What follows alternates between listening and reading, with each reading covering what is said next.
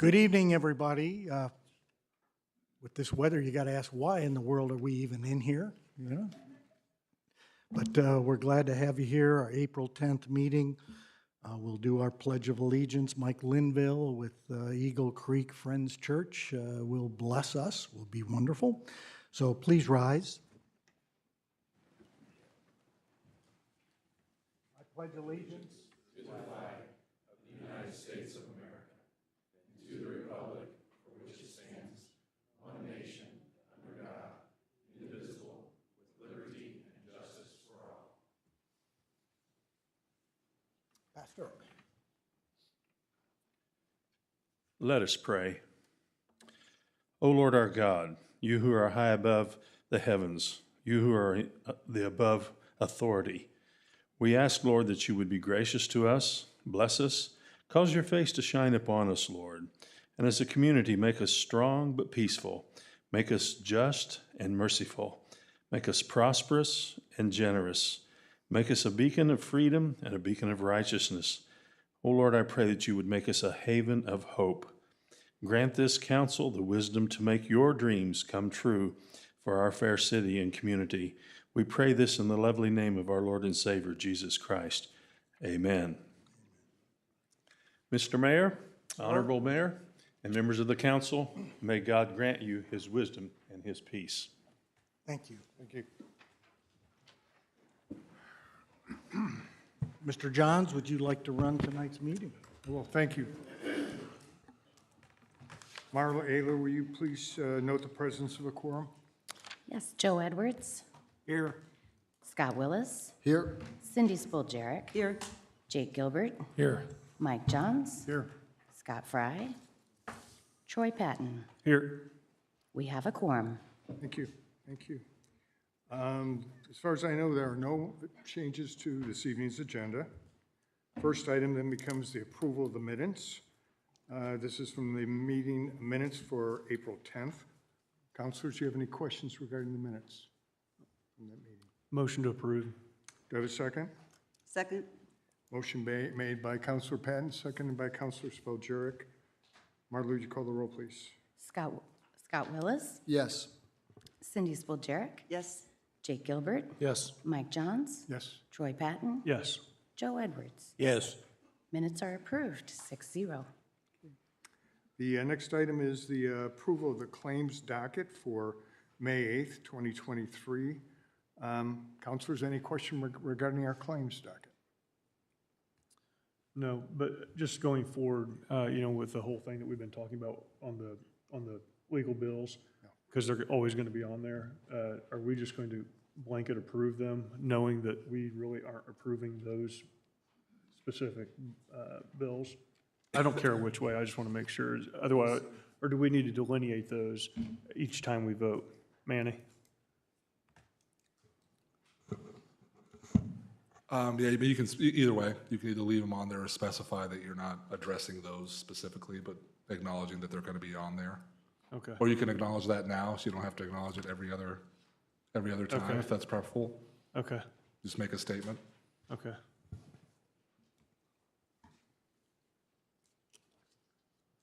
I'd like to make a motion to approve, acknowledging that any RDC bills going forward from here on out, we won't be approving. They may be on the docket list, but we necessarily won't be approving those bills. Correct? Can we change that and just say we acknowledge that this evening we will not be approving those? Yeah. I'd like to visit yet with the clerk's office and find out maybe a way to address that a little clearer and easier moving forward. But so if we can make change the motion to approval with the understanding that the RDC claims were presented to the council but were not approved by the council. Okay, second.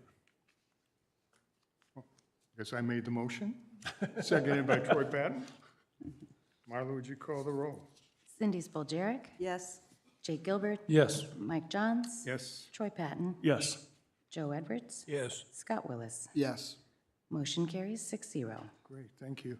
Okay, we've got a number of presentations this evening. The first presentation is going to be a discussion of the bicentennial celebration and an update on our new log cabin. And Diana Payton, could you step forward?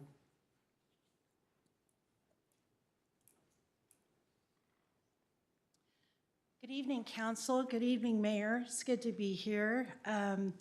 Going to give you a little bit of update about the 1835 Barker Log Cabin, and then we do have some bicentennial things that we need to talk about.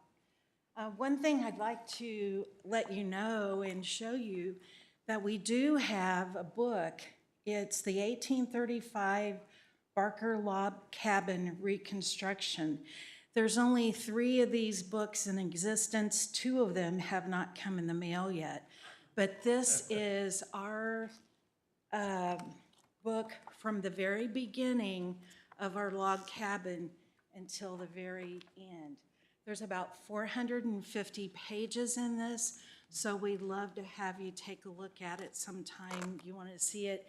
It will be placed in the log cabin for visitors to see.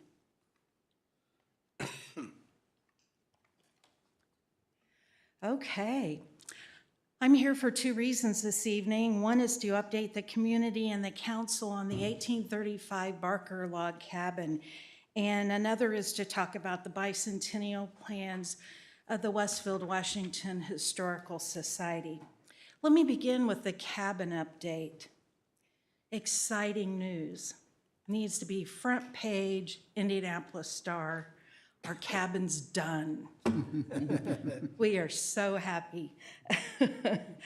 I hope you're as proud as we are of the final construction. Jim and I are not able to deliver a pint of stain, a toothbrush, a paintbrush, or any kind of material, but what someone doesn't knock on the door and say, "Can I see what's in there? Do you live here?" But we're excited to let those people in. The last few weekends, we have had around 40 people a day that's knocked on the door, or we've had the door open from painting and they wanted to come in and see, and we've shown the cabin. Some special construction items that I think are really significant and to make public. The cabin has a concrete foundation that was put in a couple years ago. We let it sit because of the winter and then had our cabin master come in. The concrete foundation is to prevent rot, rodents, and bugs from damaging our precious logs. The windows are Amish made, and they're made the old-fashioned way. So when you go by in the wintertime, you're gonna see that they're all frosted up. The doors were handmade by Jim Payton, straight off of a movie, a Quaker movie called Friendship. And I can't tell you how many times he watched this movie and made it go back. And he watched the movie and he made it go back because he wanted the doors to be exactly like what was in that movie. And we need to thank him for that. We also installed standing seam roof system. The system has no exposure, no openings, no screws, no nails, no holes, and has a lifetime of about 75 years.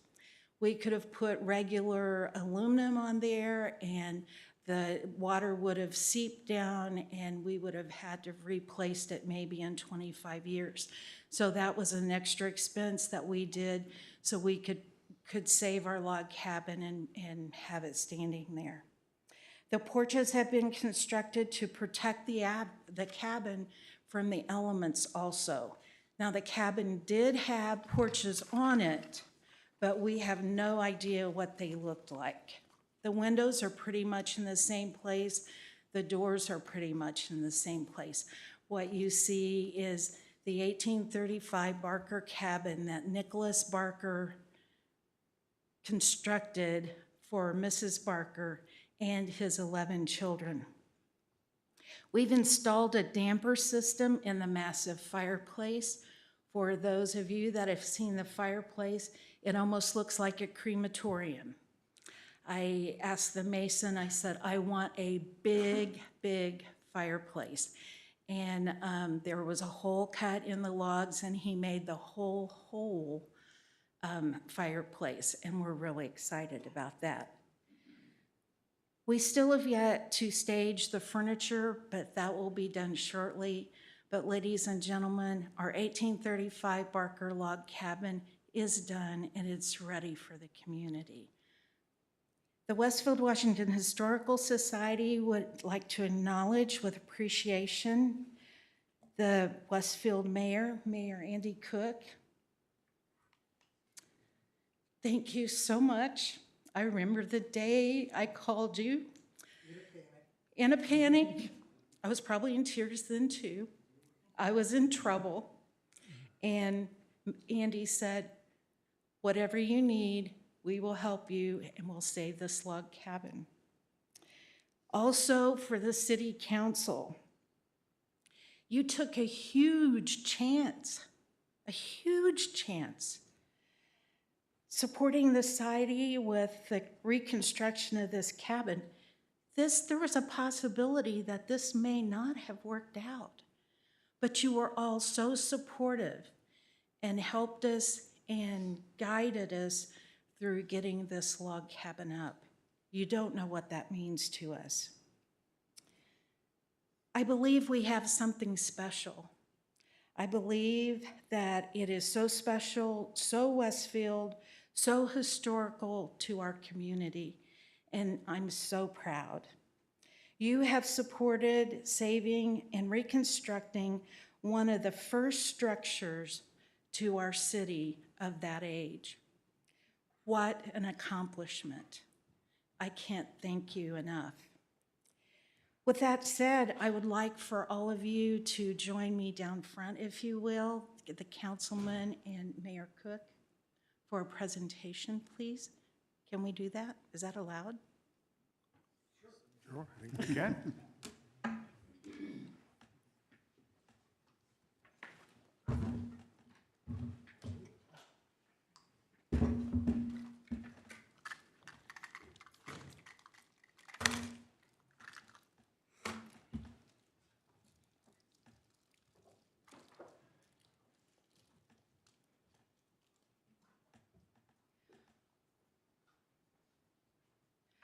For 2 years, I have been collecting 1835 1-cent pennies. There's not any to be had right now. I think I have them all. I presented them to the Historical Society, and I would also like, in appreciation, to present them to our Westfield Town Council and our mayor with our gratitude of thanks. I also have some postcards that the society is selling, and I would like to have you to have a postcard in commemoration of the log cabin.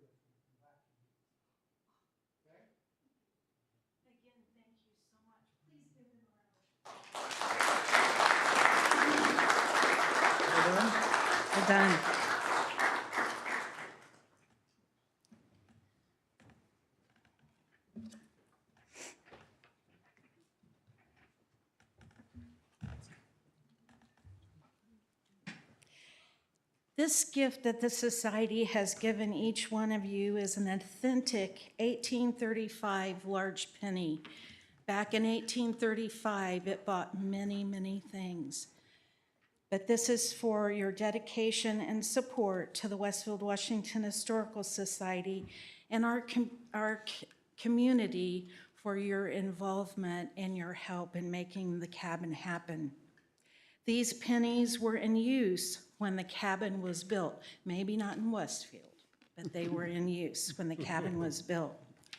You're also receiving a postcard that was made for the society, that the society is going to be selling and giving.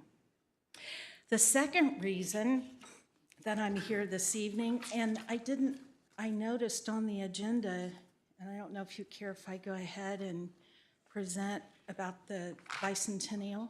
Sure. Okay. Please do. The second reason that I'm here to discuss about the bicentennial and how the society is planning on participating in the 200th year anniversary of Hamilton County. As you all know, there will be our Tolan, Danielle, I've lost my train of thought. Danielle Tolan has been spearheading, and she has on Thursday a farmer's market down on the plaza. And then on Friday, Reverend Peyton and his big damn band will be there. And believe me, and I can say this, I'm his aunt, and don't you make record of this.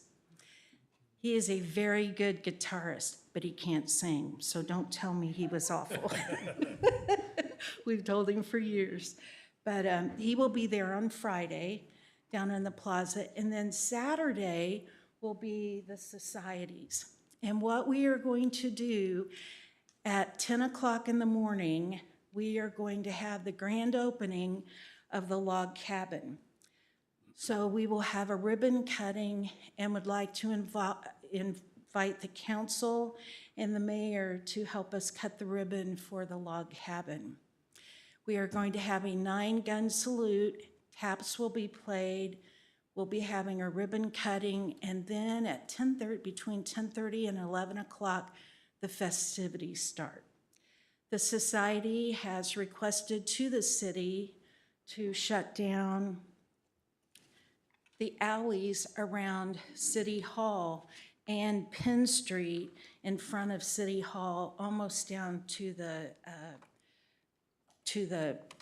where the sister, what's that, the shop is down there, the beauty shop.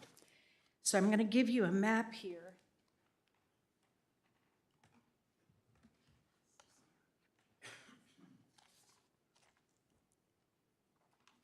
This is a map of what we're talking about.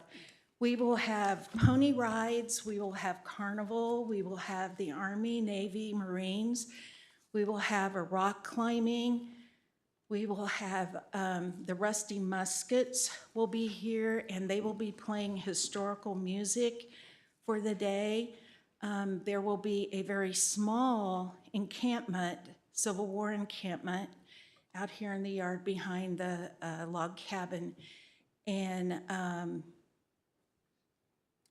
going to, you want to come and help me? This is JJ, and JJ's been helping a lot with it. We will have corn shelling. JJ, I'm going to let you do some explaining. Good evening, council, mayor. Yes, I'd also like to add, taps will be played by a live bugle player.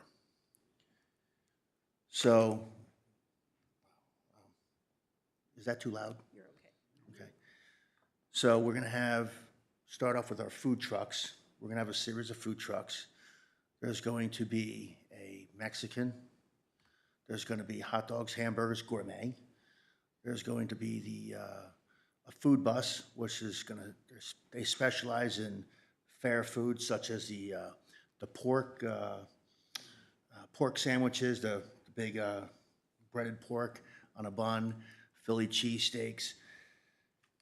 Miss Diane wanted ice cream. She wanted ice and ice cream, so we're going to have an ice cream truck and an ice truck, as per Miss Diane's request. We also have the Army, which is going to have a rock climbing wall. It's a 30-foot rock climbing wall. They will have their certificates posted, all their insurance, everything will be posted right there for you to view.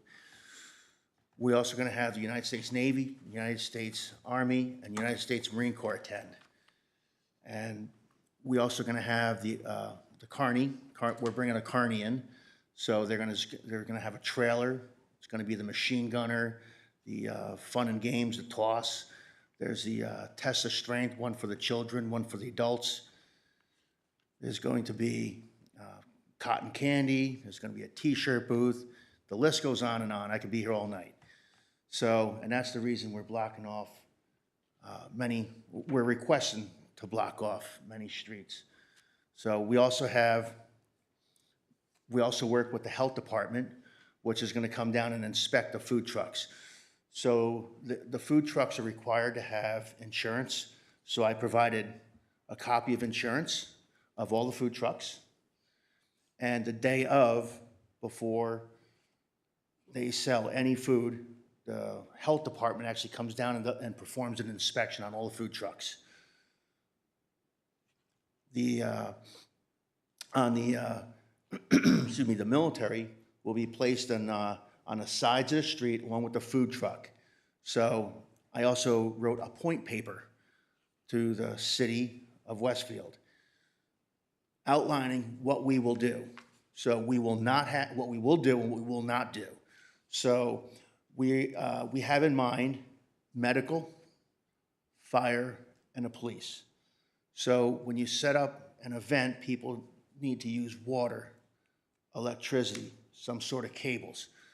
So what we're not going to do is we're not going to have them cross the street, because that's a safety hazard for either tripping or the vehicles or whatever the case is. We don't want anyone to get hurt. So we're only going to use one side of the street. This way you're going to have access for all your medical, fire, and police, to all your emergency vehicles to pass through should need be. And that will be on all of our streets that we're having blocked off. I also created a map of where we would like to have the streets blocked off and have barriers placed, whether they be the stand-up barriers or the serpentine barriers.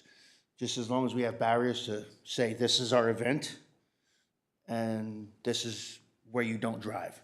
So if we can have that, that would be wonderful. So that is also included in the package. Any questions? We good? What do you want me to do now? Exit out? So what we're here to ask this evening, we have got permission from the city. We've talked to the street department, and they're going to help with blocking of the streets. But there is an issue that we need to come to the town council and get permission from the town council to have food trucks. And that's one thing that I'm here for this evening. And I apologize, when I started this, I didn't realize that that was the very last on the agenda. I had made it one presentation, but You did kind of jump ahead a little bit. oh, It was a very slick move. So you're gonna stay for the rest of this council. the rest of it Understand doesn't matter. But that's what we're requesting. This is going to be something for the children, something for the bicentennial. And I will tell you, the Westfield Washington Historical Society is doing a lot for the bicentennial. There's not many places. Each month, the Bicentennial Committee is assigning an area for the celebration, and June is the city's month. So they're having those things that I said on Thursday and Friday, and then we're having this on Saturday. And I've been told that this is one of the biggest events that has been planned for the bicentennial.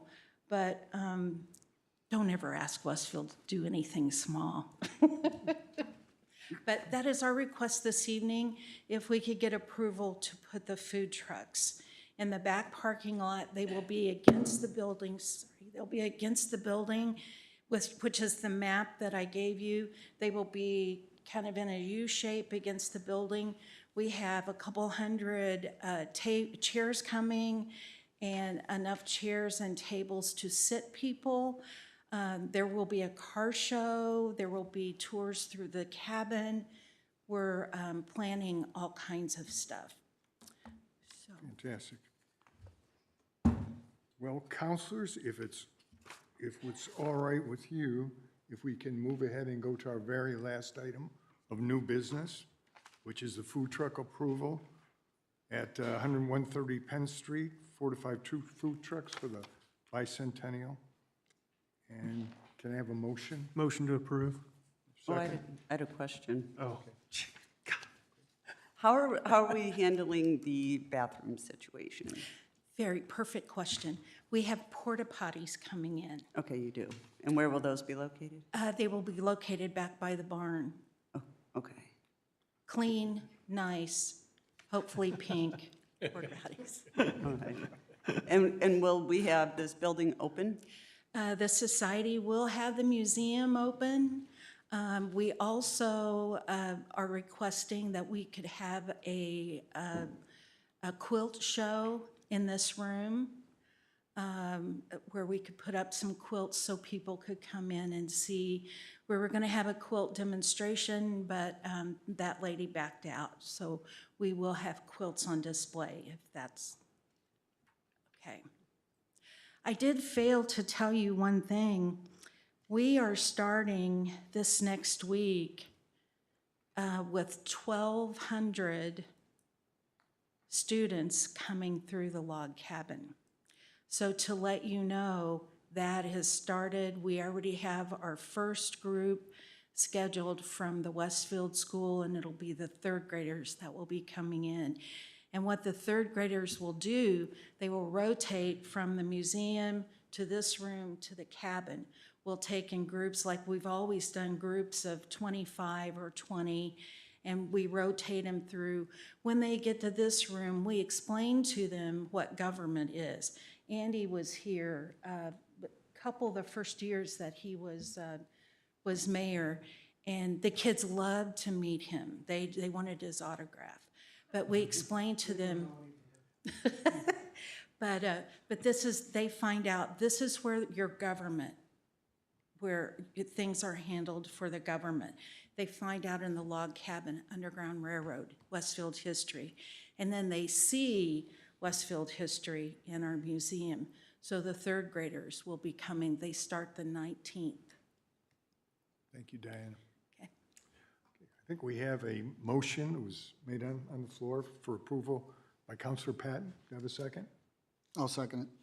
Motion for approval, Counselor Patton, seconded by Counselor Willis. Marla, would you call the roll? Troy Patton. yes. Joe Edwards. Yes. Scott Willis. Yes. Cindy Spoljarek. Yes. Jake Gilbert. Yes. Mike Johns. Yes. Motion carries 6-0. Again, thank you very much. We cannot tell you what it means to have our city's support, our councilors' support, and our mayor's support in this adventure that we've been through. I hope you're all very happy with it.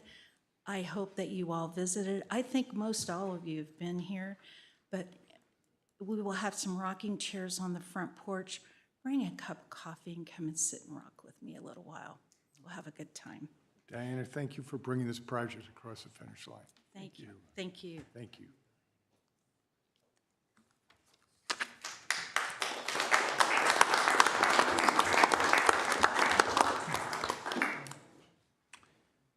The next item this evening is the RDC quarterly report for the first quarter.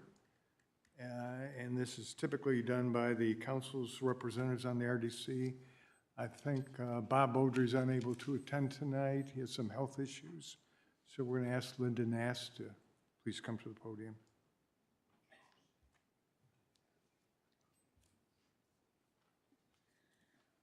Good evening, Mayor and council members. Not nearly as fun as looking forward to that. That should be a really great day for Westfield and the whole county. Quickly to go through, we had in the first quarter a meeting on January 17th. And at that meeting, we started with taking our oaths prior to the meeting, so they're not necessarily recorded in the minutes. But we did that, and then we approved minutes from December. We had approval of claims. We did receive a legal contract, which is a letter from Taft, and that was from everything except the Grand Park RFP. That one is still to be coming. So we don't have that one yet. We approved Grand Park user agreements as we usually do. Matt Trinian sends those to us and we read through and approve. The Gaylor Electric use agreement was removed from this meeting. If you're looking at the agenda or you're watching it on YouTube, you'll see that we moved that down. But we did take up the 2023 budget update. We moved that way up to the beginning of the meeting. So the discussion on that was that in October of 2022, we had approved a budget. For whatever reasons, there were no legal fees included in that budget. So the $250,000 thought to be in that budget was actually not. And so in March, when we had our meeting, we did not have a meeting in February. It was canceled. We normally have monthly meetings. So in March, that budget update was considered. We brought it up here at the January meeting, and the approval of that and the initiation of it, or getting it into the clerk treasurer's records so that things can be paid out of the right accounts, is still a little bit foggy and fuzzy and being worked upon by our executive director and John Rogers, who you'll hear from this evening, but it's not totally done with the right account numbers. We did get into that budget that we updated. We did get in there the updates to pay back the $3 million plus the $3 million later this year, which is the $6 million paying back the city and what accounts those should come out of. I think what we need to be looking at in the upcoming financial information we get from the clerk treasurers, I think what we thought we would spend on legal expenses and services for RDC TIF districts is already over budget on some of them. So we'll be looking at that in our next meeting, which should be scheduled here in the middle of May, okay?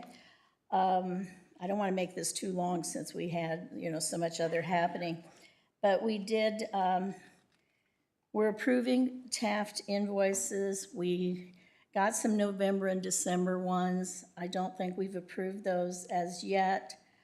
We're seeing, we got the agreement, which was a letter that said we'll get our billings monthly, and hopefully we get to that point because we do have some bills for February. We didn't have any for January. Maybe they're going to tell me we didn't have any for January, and I guess that would make everyone happy based on the budget, but we need, to find out if those are still coming. We did put together in March timeframe, we approved a claims docket. We had 2 months worth of user agreements.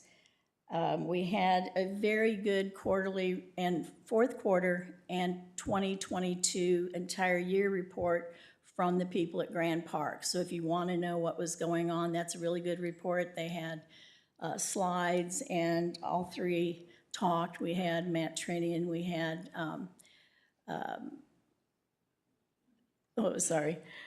we had Bullpen, and we also had Knox come speak to us. So they put together their 3 sections, but it gave us the quarter and then it gave us the year, so we saw where things were going. Some good things in that report is that we did spend money at the end of last year for some maintenance on Grand Park, and I guess that's a good thing for us to hear, is that we're maintaining it. We're not letting it get looking shabby or old, and we're trying to put into it maintenance that needs to happen. Sponsorships, as William reported, were low. They were only about $196,000, but he's hoping this year to go to $500,000. So he's making much more effort to improve sponsorships. and he included that in his report. We looked at room rates. They had a slide on that, in that we do, the top rooms are, which we get a kickback on the rooms being used by teams. The top two are in Westfield. However, when they put it on a chart, the highest rate rooms are in Westfield also, and maybe that just goes because they're smaller hotels and they don't have enough rooms to discount or what have you. But they're also going to try to work on that. And then we amended the East Side and Grand Junction EDA areas to remove residential parcels because, as you know, TIF can only be collected and captured from 2% and 3% properties, as we talked about that. Jim Treat gave a nice report for year end on the finances, and also the clerk treasurer's report followed that. But he was gave us a little information on the fact that the Union Square project, we're currently paying just the beginning amount on that, which right now we're paying, this is for the garage at Union Square. So we're currently paying about $661,500 a year. When that gets into the full amount in 2027, that will increase to $980,000 a year and an interest rate of 5.4. So even though people were hearing interest go up, it didn't go up as much as we thought. We had asked for, and John presented at that meeting, a list of projects, capital projects, and this was updated from the one we got the fall before, and the one from the fall before was a list of projects totaling $187 million. This one came out in our March agenda and had a list of projects totaling almost $240 million. Not that these things are designed or ready, shovel ready or anything like that, but these are projects that are being considered, will come sometime in the future. But it'll be between the RDC and the council to decide which of these do we want to do, when and where, and it will probably coincide with a thoroughfare plan and planning of the area. So it's really about all I had. I didn't want to spend too much time since your meeting will be going long this evening. Does anyone have any questions that I can answer about what's going on or what's coming up? Hopefully there will be a May meeting. Like I said, we didn't have a February or an April. This is just a side comment. I would like to see, and preferably before we start in with the full budget season, a combination meeting with the RDC and the City Council, specifically to discuss kind of public infrastructure kind of projects, to see what can go where, through which body. I don't think we've ever really done that. And, one of the reasons you have these TIF districts is to fund the infrastructure in them. So, and we have not been doing all of that. So I would like for both bodies to get together and discuss that. I think that'd be a good idea too, because we've already sent our letter over to the county saying how much we want to capture in all these TIF districts. But we're supposed to annually be looking at what projects are to come out of these TIF districts. So based on what funds we have, what we think are coming in next year, what projects do we assign to those? One thing I hope John will can mark this in that this list of capital projects doesn't really tell us what TIF districts they're in either.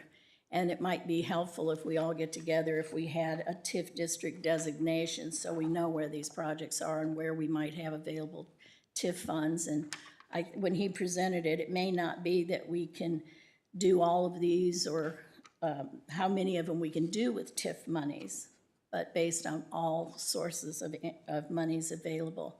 But knowing what TIF is in would be very helpful.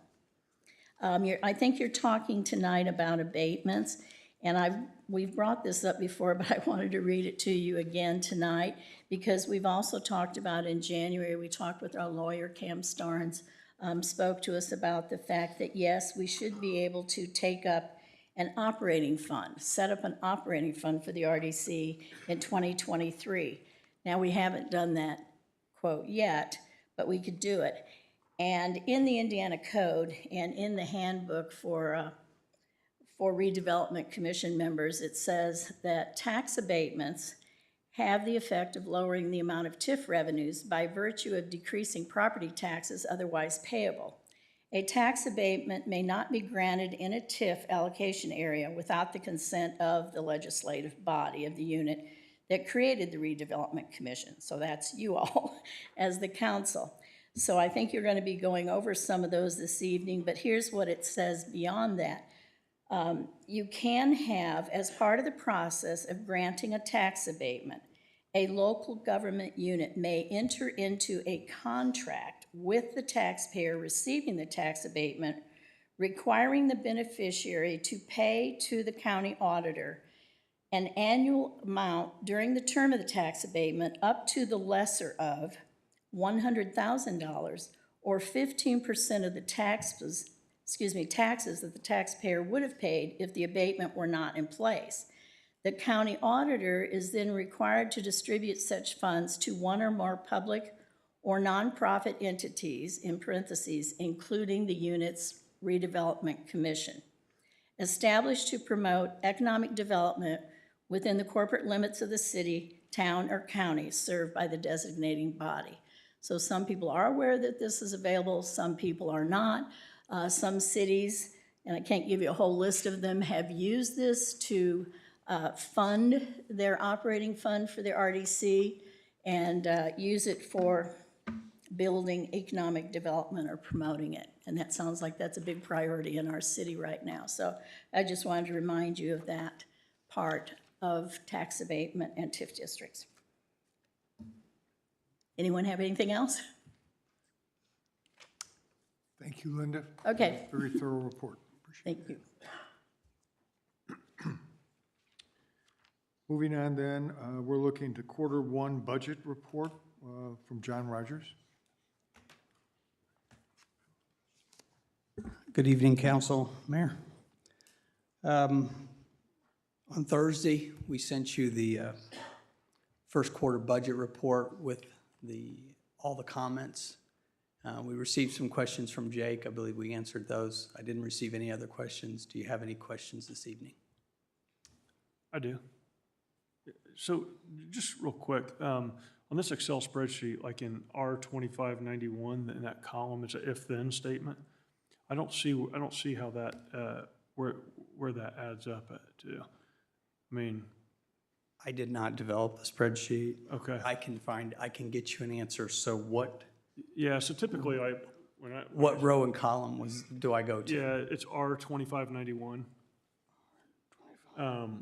So, typically if like a budget actual, I'd see, my budget, my actual, and then my percentage over or under would be basically, it's math from here to here. Some sort of statement in that cell, correct. But I've tried to figure it up like 3 different ways and I can't seem to add it up. All right, So, we so will maybe- look maybe at it's that and get with you. Yeah.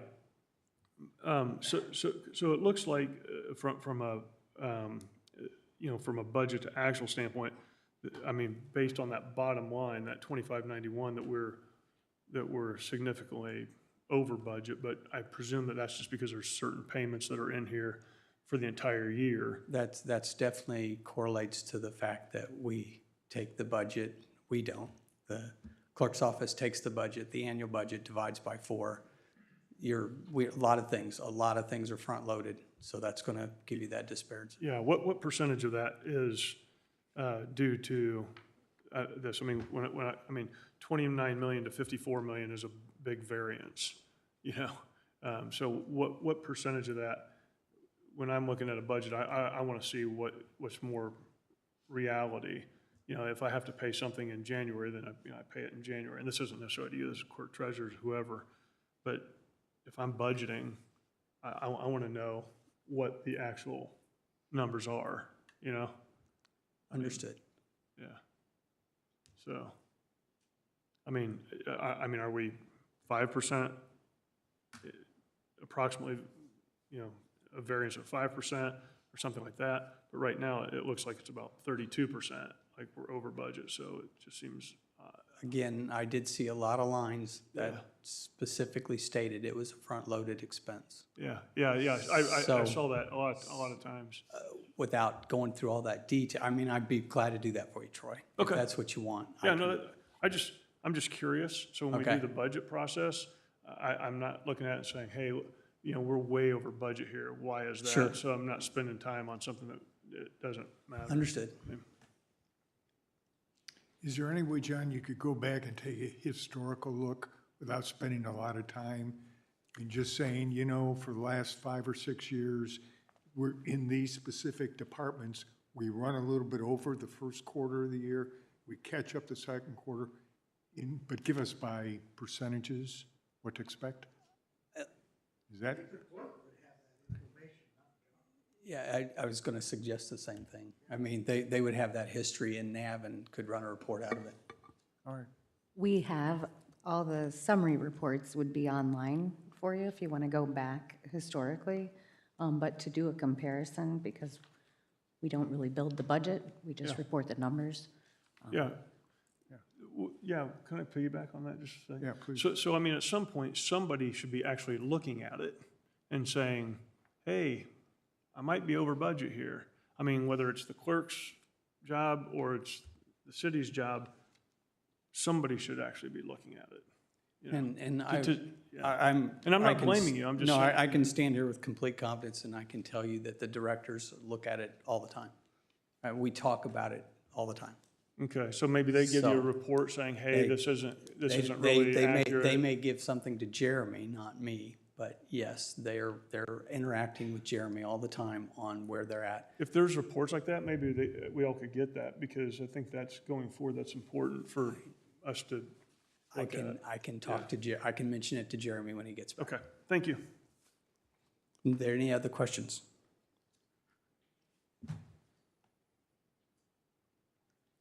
Guess not. John, thank you very much. Thank you. Appreciate it. Bye. Okay, next report, State Road 32 update. Jonathan Nail.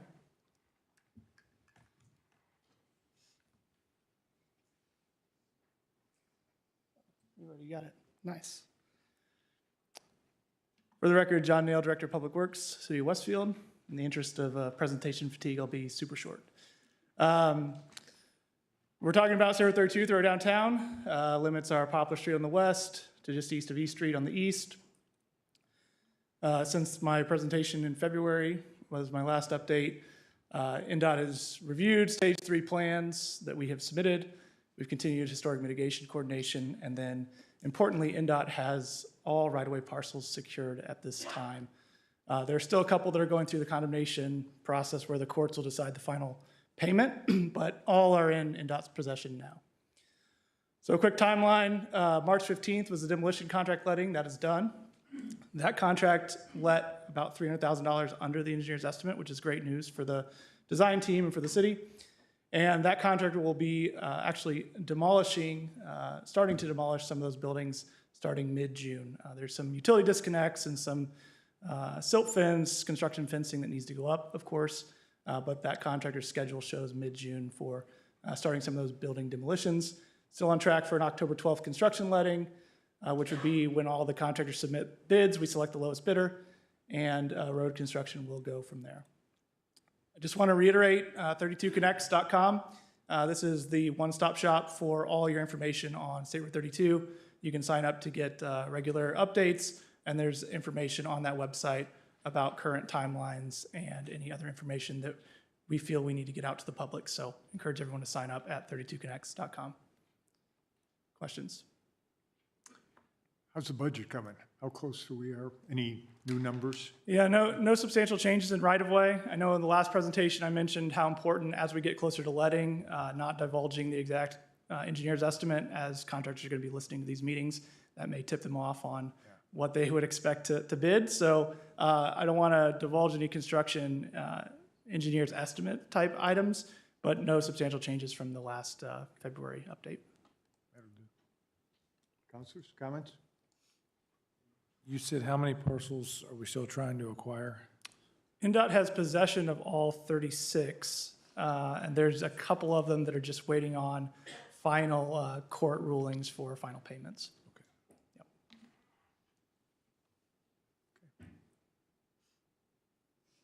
Comments? Questions? Jonathan, thank you. Welcome. Good update. All right, then, we're going to move into old business. First item on old business is ordinance 21-33, the Grand Millennium Center PUD Amendment 2. This had a council introduction in July 12th of 2021. APC public hearing on August 2nd of that year. APC workshop was just held in March 20th of 2023. We had a second public hearing on April 3rd of 2023. APC recommendation came forward on last week on May 3rd, and this is up for adoption consideration this evening. And I thank Lauren Gillingham from our Community Development Department who's going to address the issue. Thank you, Mr. President. So for the record, Lauren Gillingham, Community Development Department. The item presented before you today is an amendment to the Grand Millennium Center PUD to modify permitted uses, general regulations, development standards, and design standards. It also modifies the concept plan. So the subject real estate is about 38 acres. As you can see on the screen, it's bound by 31 to the west, Westfield Boulevard to the east, and then Park and David Brown Drive north to south. The Library Township office and the medical office building are currently under construction on the north side of the site. And this is also an old aerial. Westfield Boulevard has been constructed. So as you mentioned, this is the last before you, July 2021, and in the essence of time, I'll be very quick. In short, this amendment is about expanding the mixed-use and multifamily districts while maintaining kind of a commercial backbone along 31.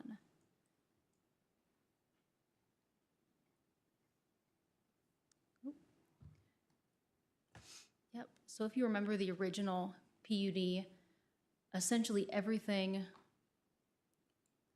north and south of the Anna Kendall legal drain was commercial. Yeah, both of those, I guess, areas were 100% commercial district. In the time since that was approved in 2016, some of the development patterns have changed in the downtown area. So the request was to kind of expand the mixed use and the residential districts to create kind of a more comprehensive, cohesive development. The amendment also modifies certain architectural, landscape, and parking standards to, again, make the area more pedestrian-oriented and walkable. David George with CRG Residential and Birch Dalton of Edge Rock are both here to answer your questions. Thank you. Birch, do you have any comments? No, not really. I'm here to answer questions. Okay.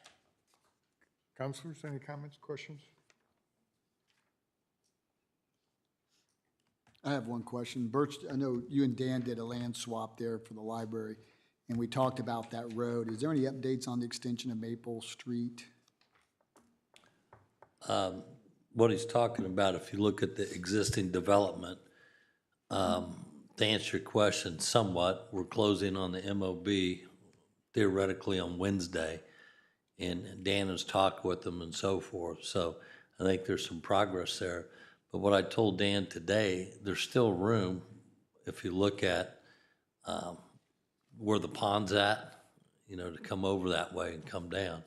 But I think it's a combination of the medical office building, CRG. I mean, they want it, everybody wants it, it's just they got to figure out how to drop it down. It got to the point with the library had to get done. You know, I had to get out of the road business. So to answer your question, it's still being discussed, and I'd say it's a high probability. Thank you, appreciate it.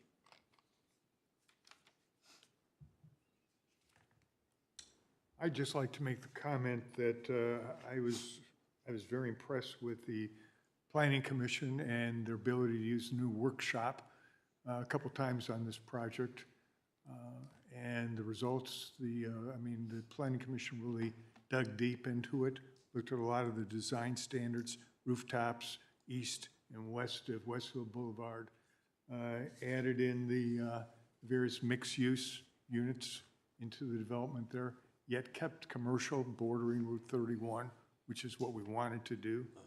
So all in all, I personally think it's a fantastic project. I think it's going to be an important part of the growth of our new city. It's going to provide a city look in an area where we want to have that city look. And it'll be the Cornerstone Bridge, I believe.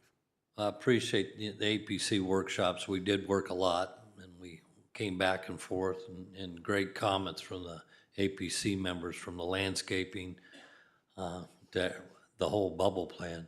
I will give us one update, and you may be aware of this, but Hamilton County Tourism has commissioned a study for a convention for Hamilton County. So we're being interviewed for Westfield this Friday, to get our 2 bits in that study to promote this site. I don't know if you saw, but the state legislature gave money to Fishers for their new hockey arena. So we're gonna be at the State House working for Westfield here pretty hard. So I got my sights on the convention center. That's what we said we were gonna do a long time ago. But I wanna thank the APC for a lot of work on that one, and staff. We went back and forth, but I agree with you. I think it turned out well. Thank you. Thank you, Birch. Do we have can I have a motion on ordinance 21-33, please? Motion to approve 2133. Do I have a second?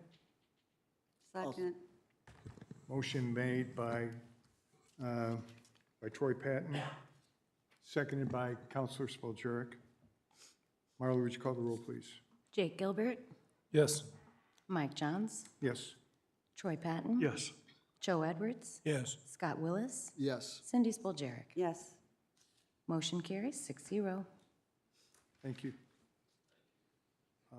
Our next item is ordinance 22-35, Unified Development Ordinance Amendment, Floodplain Administrator and Floodplain Overlay District. This item had a council introduction on August 8th of 2022, went to the first APC public hearing on September 6th of 2022. I received a favorable APC recommendation on May 3rd, up for council consideration this evening. Kevin? Yeah, good evening. Thank you, members of the council. For the record, Kevin Todd with the Community Development Department. As mentioned, the item this evening is really a replacement ordinance for our floodplain overlay ordinance in the UDO. Really what's driving this is the State Department of Natural Resources has a new model ordinance that they are asking communities that participate in the flood insurance program to adopt. So that's what we're doing. So as you mentioned, it came through Plan Commission with a unanimous favorable recommendation. So with that this evening, we're here requesting approval. Thank you, Kevin. Thanks. Councilor comments?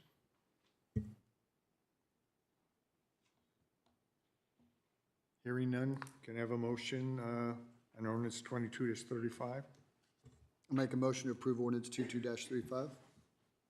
Second. A motion made by Councilor Willis, seconded by Councilor Gilbert. Marla, would you call the roll, please? Mike Johns, Yes. Troy Patton. Yes.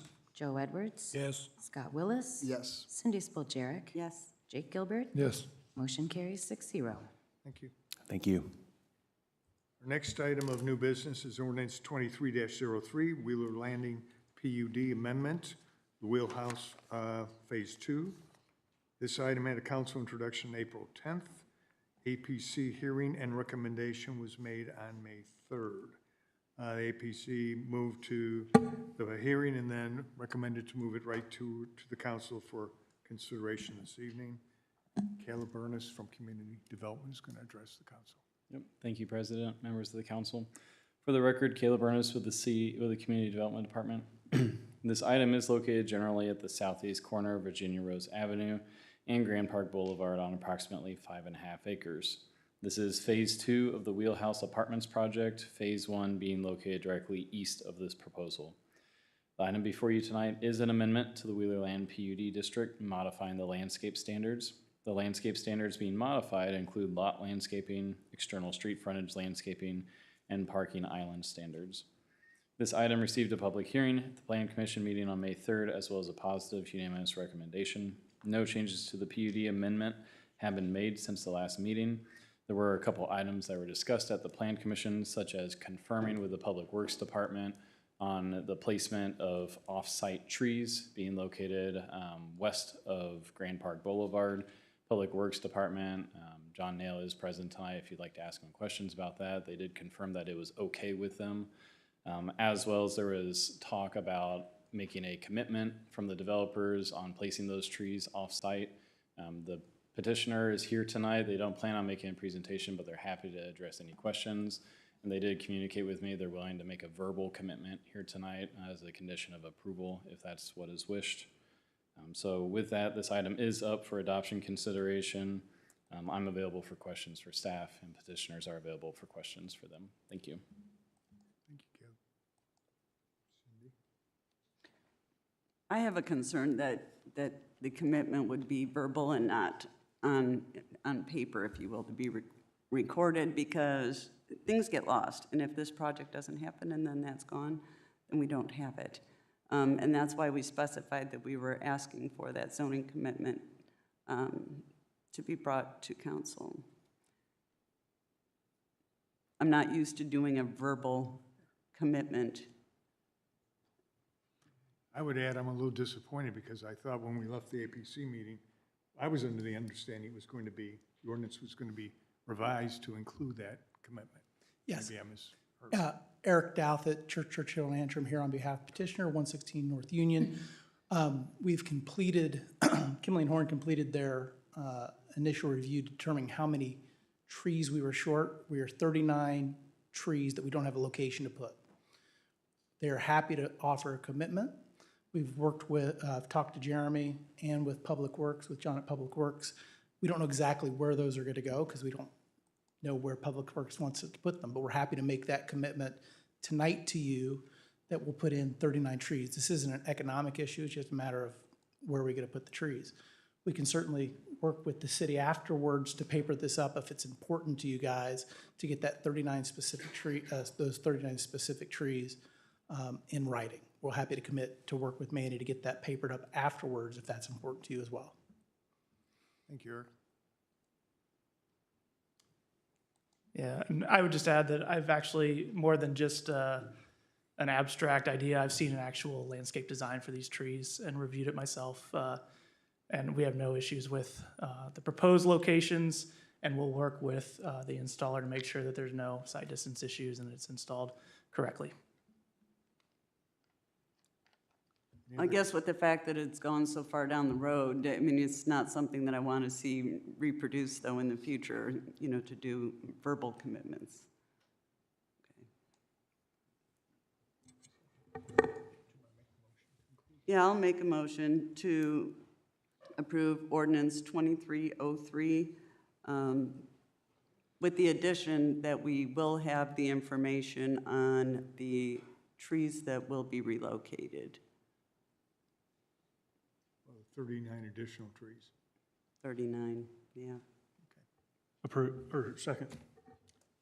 In the spirit of transparency, before we vote, I've accepted a donation that exceeds the $1,000 limit from the landowner of this project. Thank you. The motion was made by Councilor Jurek, seconded by Councilor Patton. Marla, would you call the roll, please? Troy Patton. Yes. Joe Edwards. Yes. Scott Willis. Yes. Cindy Spoljarek. Yes. Jake Gilbert. Yes. Mike Johns. Yes. Motion carries 6-0. Thank you. Appreciate it. Moving on, our next item is ordinance 23-04, Maple Knoll PUD amendment. This item had a council introduction on April 10th. APC public hearing and recommendation for approval on May 3rd. It's up for adoption consideration this evening. Caleb Ernest. Thank you, President. Members of the council. Again, Caleb Ernest, for the record, Community Development Department. This item is located south of 171st Street and east of Ditch Road on approximately 4.7 acres. The item before you tonight is an amendment to the Maple Knoll PUD district modifying the sign standards. The fire station is proposing signs that do not meet the current Maple Knoll PUD sign standards. So this amendment is defaulting to the city's UDO sign standards, which would allow the proposed signage. This item received public hearing and Plan Commission recommendation on May 3rd. No changes have been made to the PUD amendment since the last meeting, and this item is up for adoption considerations. I'm available if you have any questions. Thank you. Thank you. Councilors, any questions? Motion to approve ordinance 2304. Have a second? I'll second it. Motion made by Councilor Spillier and seconded by Councilor Willis. Marla? Joe Edwards, Yes. Scott Willis, Yes. Cindy Spalcherik, Yes. Jake Gilbert, Yes. Mike Johns, Yes. Troy Patton. Yes. Motion carries 6-0. Next item on our agenda, ordinance 23-05, the Trails PUD Amendment 4. This item had a council introduction on April 10th, APC public hearing on May 3rd. It had an APC recommendation on May 3rd also, which was unanimous, and it's up for adoption consideration this evening. Brian Collingwood, right? Collingwood. Brian? Thank you, President. Good evening, members of the council. For the record, Ryan Collingwood with the Community Development Department. The item presented before you tonight is an amendment to the Trails PUD. This amendment proposal regards real estate in which is located south of 175th Street, north of the Midland Trace Trail, and east of Oak Ridge Road on about 11.7 acres. The amendment proposal outlines an increase in the maximum number of dwelling units to a total of 375 units. The originally approved number of permitted dwelling units, as established in Ordinance 16-26, was 300 units. In other words, this amendment is requesting to increase the maximum number of dwelling units on site from 300 units to 375 units. This petition was introduced at the April 10th City Council meeting and received a favorable recommendation at the May 3rd Advisory Plan Commission meeting. And as the President said, it is in front of you for adoption consideration tonight. The petitioner, Birch Dalton, is here tonight. He is available to answer any questions, as am I, should you have any for staff. Thank you. Thank you, Ryan. Mr. President, can I address a couple old questions? Please. I want to address Mr. Patton's concern about the scale of it and, future rents. And I'm going to refer to something that this is public knowledge. If you go to the 2022 rent study done, the rent growth occupancy rate in Indy Metro and North, which we consider we're in the north, is 95.5%. So you have occupancy rate of over 95%, which 5% is a very good vacancy rate, just normal annual turns. So I think, but the biggest number you have is that rent demand has grown by 13%. Okay, so you were concerned about in the future, if we had a softening of rents and so forth, what would happen, which my crystal ball is no better than anybody's, but the current rents, we average the highest rents in the 7 donut counties around in Hamilton County. So our costs are slightly higher because of land costs, but construction costs are the same here as they are in Kokomo. Maybe even higher in Kokomo because of the travel. So I think as you look to the future, this is an urban style, 2 buildings. We're not building garden style, which just for history lesson, when this was first brought in and was approved and still approved for 300 units, they were 8, 9 buildings, the garden style, which personally, I made a commitment. I'll never do another apartment after I do these, but I'll never do garden style because I think they're old and people don't want to walk up 3 flights of stairs. They want elevators. They want amenities. They want, a little higher finishes, and they want to be in a more dense area because they don't really spend that much time in their apartments. They want to be out. And what we're proposing here in phase 2, or in Cindy Spoljarek was all over this. We don't want to build phase 2 first and not have the amenities in phase 1. So APC questioned this at length, but the phase 2, we're asking for an increase on the aggregate of up to 75 units for a total of 375, 2 buildings. But the restaurant, which, if you look right across the trail, you'll see Grindstone on the Monon. That's the Fogelsong family. And so Blake and Perry, we've met, and they're excited about being part of the ownership and operator of the new restaurant there. And this is gonna be, if you look at the Ruth Chris at Ironworks, it's gonna be of that magnitude. It's gonna be a draw in it by itself. And they're gonna take the fountain, which opened up to a great success at Mass Avenue, and take that menu and bring it here. So we're finally gonna have a cool sit-down, high-end steakhouse, but not overpriced, along with other seafood and normal type items.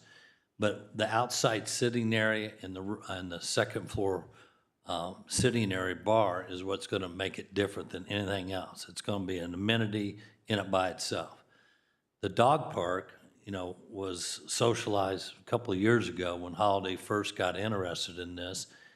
And what we're seeking there is, a dedicated public area for people to park, to exercise their dogs at that park, along with the green space there, but to get on the Monon and walk it. I mean, you see people all the time parking at Dairy Queen, different spots, and jumping over on the Monon. So we think we're bringing something big to the community there. But with the Fogelsong's involvement, I think if you look at that parking area, and this is a good picture, they got signs there, don't park here and get on the Monon. Well, with the fact that they're gonna have a restaurant on the other side of the Monon, those signs come down, and we expand both the sociability of it and the parking of that whole area. So, we're going to 2 urban-style buildings, but I think you need to look at Ruth Chris and Ironworks. If you look at that presentation to the corner of 86 and Keystone, that's what we're gonna achieve here. So I'm here, we had a vote at APC, and it was questioned, but I think, Mr. Patton, when you look to a softening of apartment business, it's generally the lowers first, then the middles, then the uppers, and this will be the highest rent in the city. So, 3-4 years from now, do I know? No, I don't. But if you look at the stats, Indy Metro and Hamilton County's, right there on top in the country, not just in Indiana, but in the country in apartment rental demand. Thank you, Bruce. Counselor, questions? Hearing none, do I have a motion on ordinance 2305? I'll make a motion to approve ordinance 23-05. A second?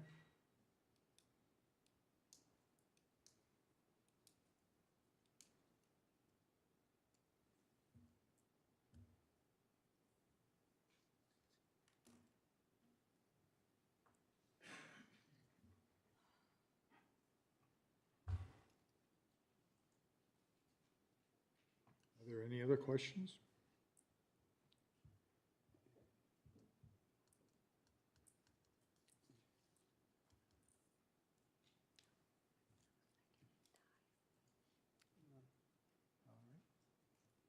I guess I will I'll second that motion then. Motion made by Counselor Willis, seconded by Counselor Johns. Marla, would you call the roll, please? Scott Willis, Yes. Cindy Spoljarek, Yes. Jake Gilbert, Yes. Mike Johns, Yes. Troy Patton, I'm only voting no because actually if you wanted to do higher-end apartments and elevators and things like that, you could do them even with 300. It doesn't always have to be 375. But that's not the only reason, but I'm I understand. I'm a no. Yeah. Thank you. and Joe Edwards. Yes. Motion carries 5-1. All right, thank you very much. Thank you, Birch. Moving on, our last item of old business is ordinance 23-06, amending the American Rescue Plan Act for the city of Westfield. This item had a council introduction on April 10th. It's up for adoption consideration this evening, and Councilor Spaljerik is going to walk us through this, I think. Here. Well, I won't walk you through the whole thing because we just did that at introduction. I will say that the primary change that we've made since introduction has been the change in the future audit costs. As you know, Treasury originally has said in SBOA that we needed to have 10% of our total in audit reserved for that. And with the way that everything's changed, and now we're basically taking the standard revenue loss approach too, there is not a need to have so much of this money, because that would have been over almost $1 million. I mean, It seemed a little excessive. correct, yes. So we have gotten the guidance now to go ahead from State Board and reduce that. And they said to use our previous audit amount as a guide there. So we have now changed that to 30,000, which is much better than like 900,000. Yes. So that has significantly changed and again opened up then some additional revenue for us to consider in future revisions to this plan. Right now, that's kind of parked in the general revenue loss, so we can use that how we wish. The other changes that I made in here, and I just wanted to share with you, it's not in this plan, but we have the consultants to be retained portion, and that's at $3,000 a month. I asked that that be changed to not a retainer situation, instead an hourly. And so we are not going to be billed only for what we're using, if you will. And our costs have gone down. I mean, I think this past month was, I believe, $1,500 instead of the $3,000 so far, somewhere like that. So I think that's going to be a savings for us all around with this money. So those are primary changes. It's great news. Yeah. There's going to be some unhappy attorneys, though. Sorry, guys. Great news. Good.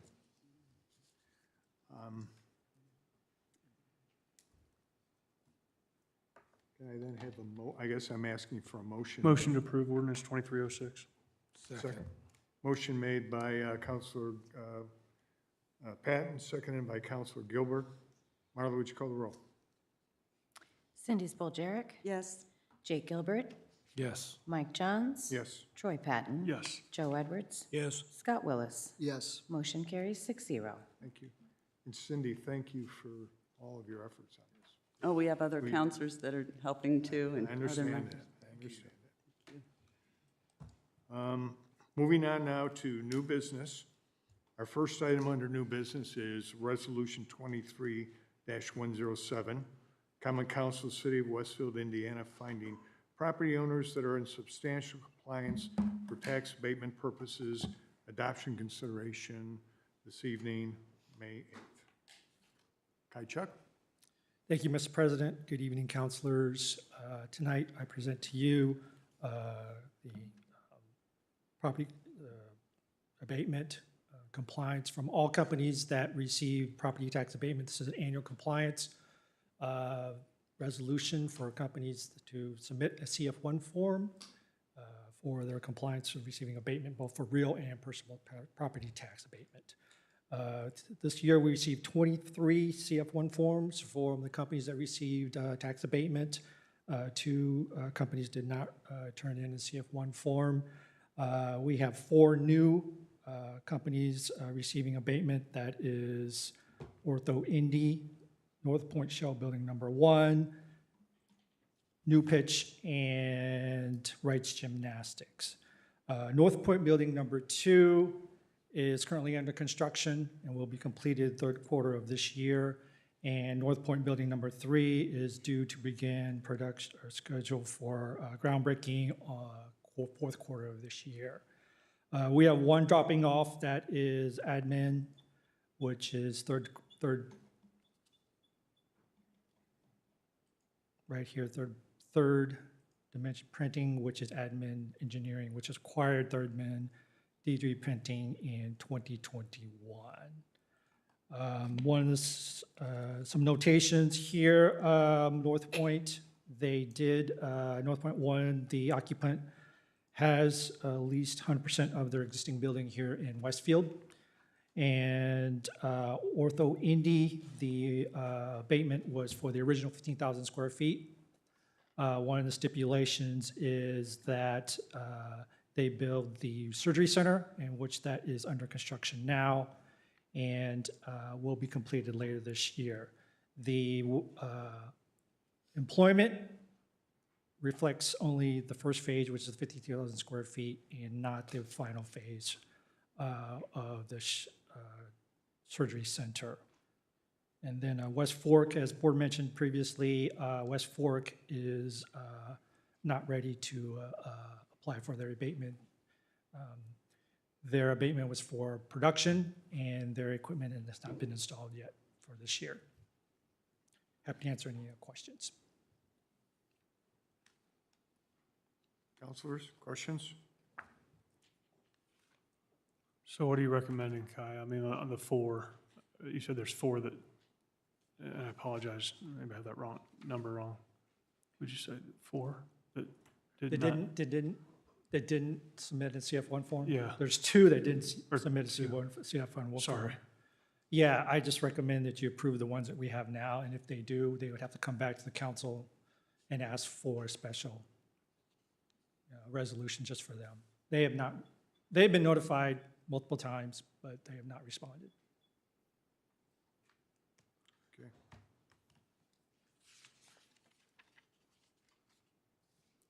Any other questions? Spirit of transparency, I've taken donations from one of the petitioners in this group, so I want to make that aware as well.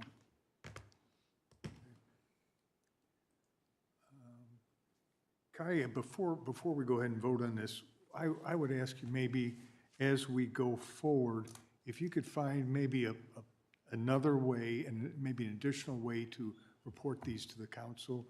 I've taken the time, I think we all did, to go through these reports line by line, but if you could do like just a summary report, which would give everybody and just identify clearly which ones are hitting the numbers and which ones are 5, 10, 20% behind the numbers, percentage-wise, that would help me greatly. So I mean, it's kind of a laborious task going through this, and sometimes I don't know that all councilors have a chance to actually do that. So I think it'd be great too, Mike, to highlight those that have gone above and beyond and where their investment and their employees are actually more than they expected. I think that'd be nice for the community to see too. I agree. Yeah, there's quite a few of them. There were quite a few, yeah, and we'd like to give them that recognition, certainly. So, anyway, just moving forward, Kai, we'll do that. So, I also would like to announce I've taken donations of at least $1,000 from but maybe 2 of these companies as well, before we vote. did I have is there a motion to approve ordinance 20, or resolution 23-107? Motion to approve 23-107. Have a second? Second. Motion made by Councilor Patton, seconded by Councilor Gilbert. Marla, would you call the roll, please? Jake Gilbert, Yes. Mike Johns, Yes. Troy Patton. Yes. Joe Edwards, Yes. Scott Willis, Yes. Cindy Spilgerik. Yes. Motion carries 6-0. Thank you, councilors. Thanks, Kai. Next item, new business, ordinance 23-07, Claiborne Farms, Kimblewick, Phase 2 PUD. This has a council introduction this evening and intends to move toward the APC for a public hearing on June 5th. And Ryan Collingwood is going to address this issue. Thank you, President, members of the council. For the record, Ryan Collingwood with the Community Development Department. The item presented before you this evening is the Claiborne Farms Kimblewick Phase 2 PUD. The subject real estate is located 16 acres in size and is located at the southwest corner of Town Road and West 156th Street. As the President stated, this item is before you for a council introduction tonight. John Dobashewitz of Nelson and Frankenberger is here tonight to provide additional details of the project proposal. He is available for questions, as am I, if you have any for staff. Thank you very much.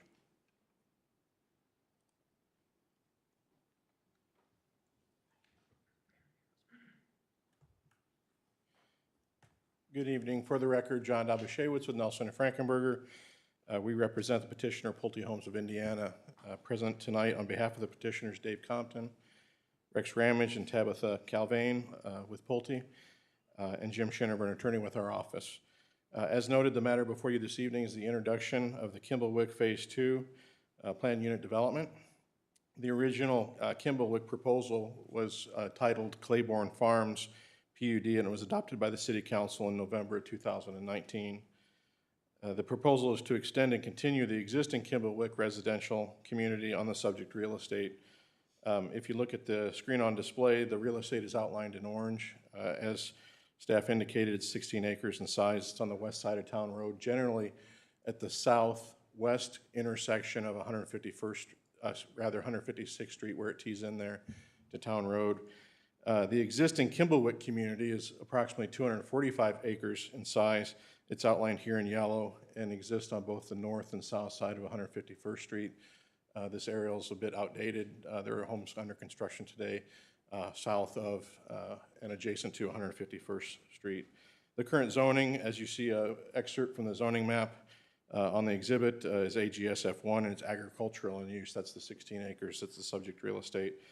There are several surrounding developments. Westchester is a community to our east across Town Road, as well as a few single-family lots that front both 156th Street and Town Road.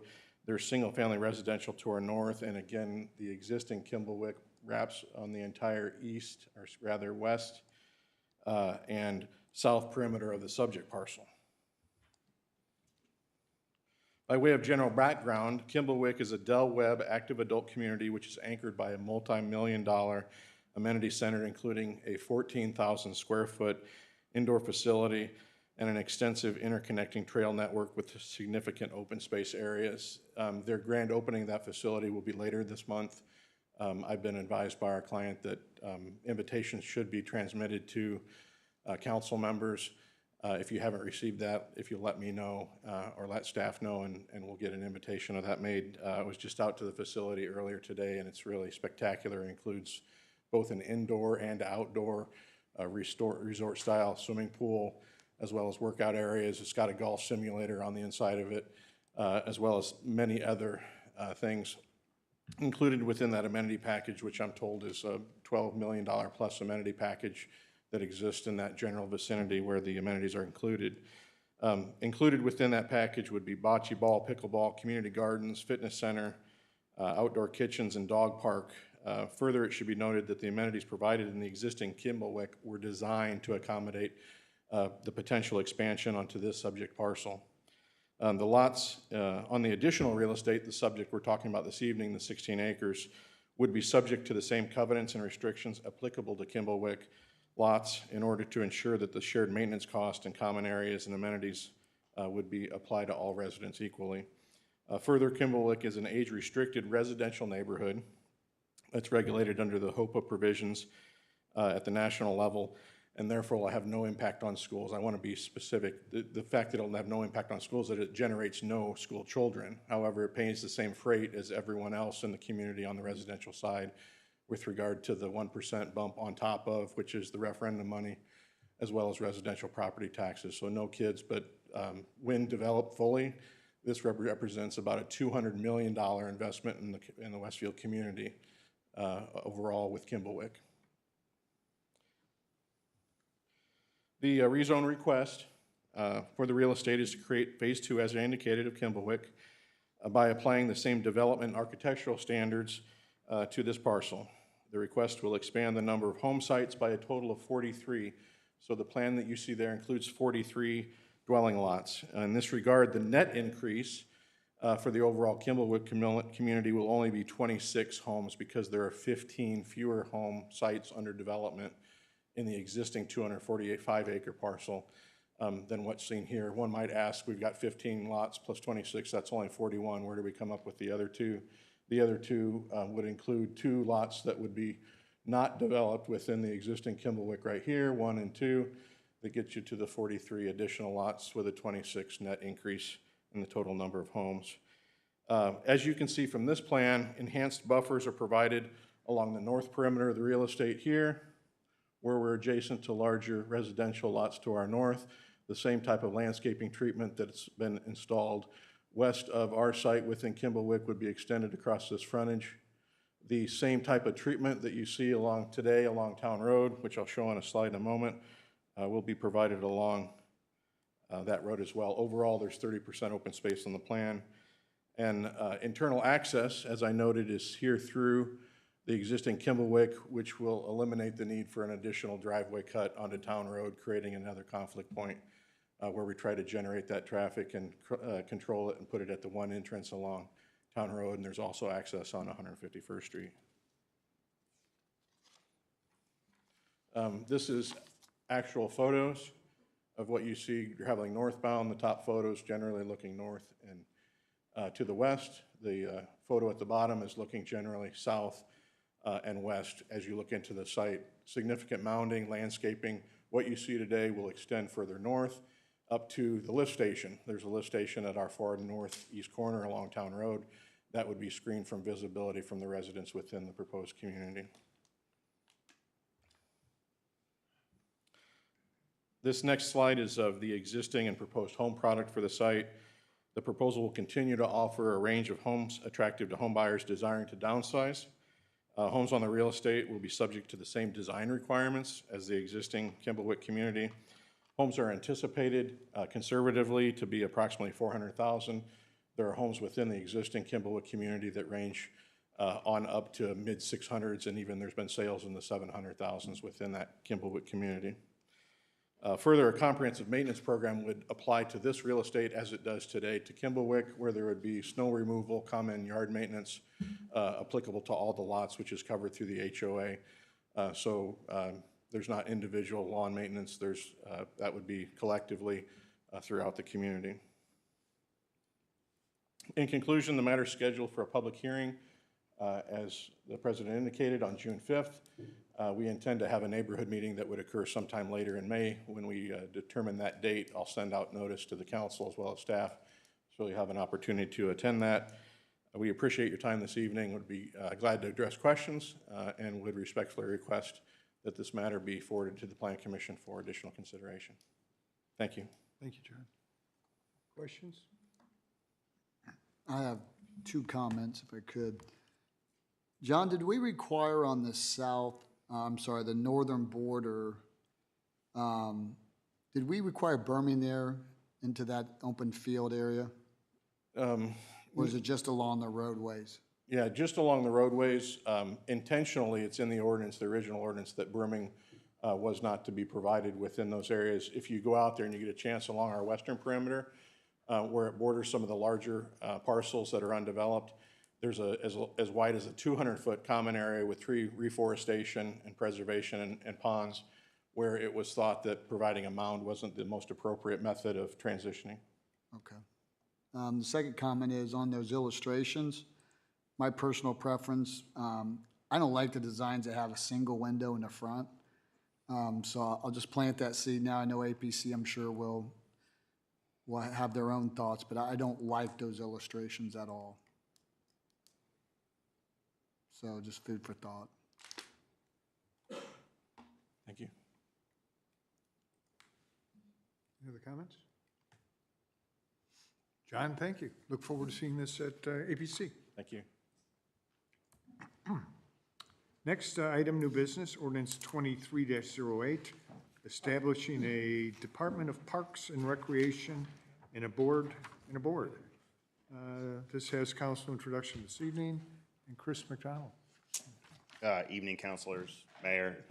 For the record, Chris McConnell, Parks and Recreation Superintendent, Department of Public Works. So before you is an ordinance to do exactly as the president said, establish both a Department of Parks and Recreation and a board.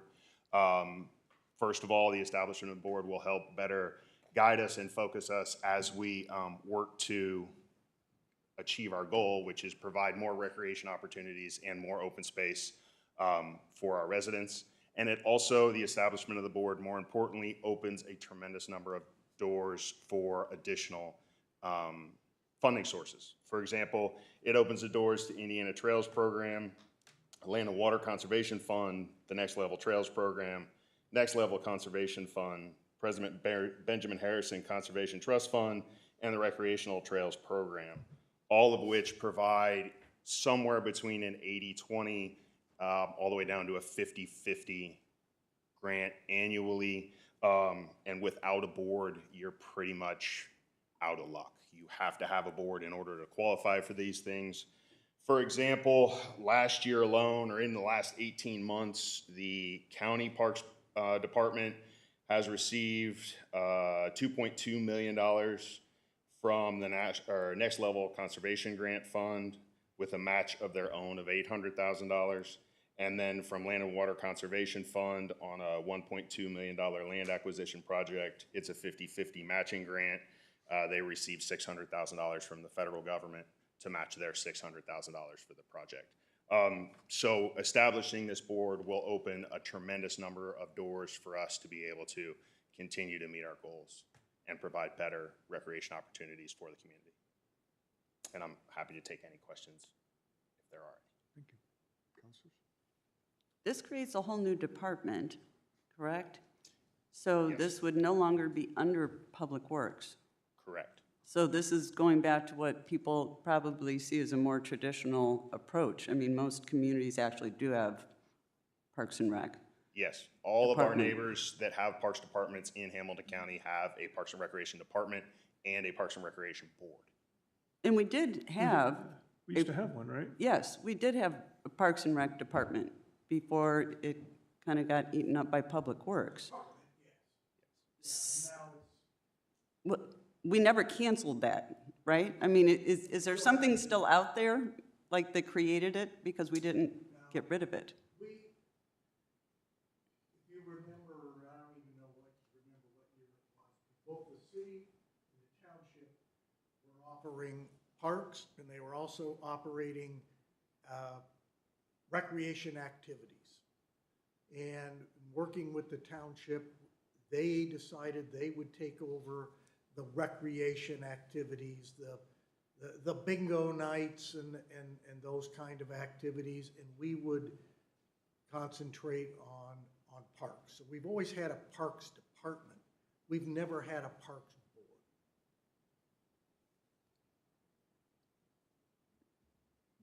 To answer your question, Counselor, there was nothing that established a parks board or a parks department. What we're working through right now is doing that under Indiana Code 3610-3, which is the code that governs park systems within the state of Indiana. The way we're doing this mid-year, would this take effect upon passage or at a future date?